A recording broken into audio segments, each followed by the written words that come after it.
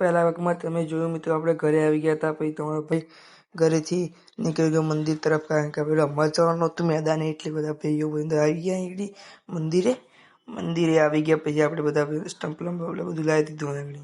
Stump એવું બધું લઈને બધા ભાઈ બધું જતા રહ્યા. આપણે એકલા થોડી કરીને જવાનું હતું, એટલે મોડું થયું હતું. આપણે એકલા ચાલે ખેતર હુરા આવી ગયા પીછે મેદાને આગળ બધા રમતા હતા. પછી આપણે જોયું હતું આપણે જવાનું હતું, એટલે આપણે બેસી ગયા. આપણું ફિલ્ડિંગ નથી આવી, એટલે થોડી આપણે બેસી ગયા.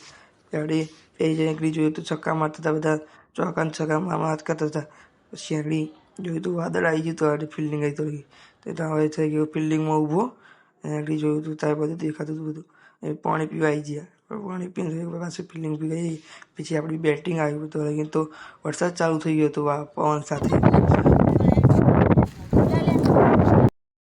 પછી બધું વસ્તુ લઈને તમારો બધું ચાલે ઘર બાજુ જઈએ તો પણ બધા પવનની તો પાસા પડતા હતું, ઉડી જતું હતું.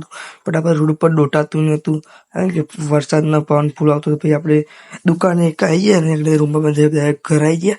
ઘરે આવે તો અંદર ઓસરીમાં પાણી ભરાઈ જતું, પતરું તૂટી ગયું હતું. એટલે પછી આગળ જતો ચાર બાજુ વરસાદ ધૂળા પડતા હતા. તમારો ભાઈ નહીં લીધું, લુગડા બદલીને મંદિરમાં આવી ગયો. અને મંદિરમાં આવીને જોયું તો ત્યારે બધું વરસાદ ચાલુ જ હતો. ચારે બાજુ વરસાદ ચાલુ જ હતો. મંદિરમાં પાણી આવી જતું, ધાબા નીચે પલળી ના જાય. એટલે તો મને કાલના વ્લોગમાં જય માતાજી.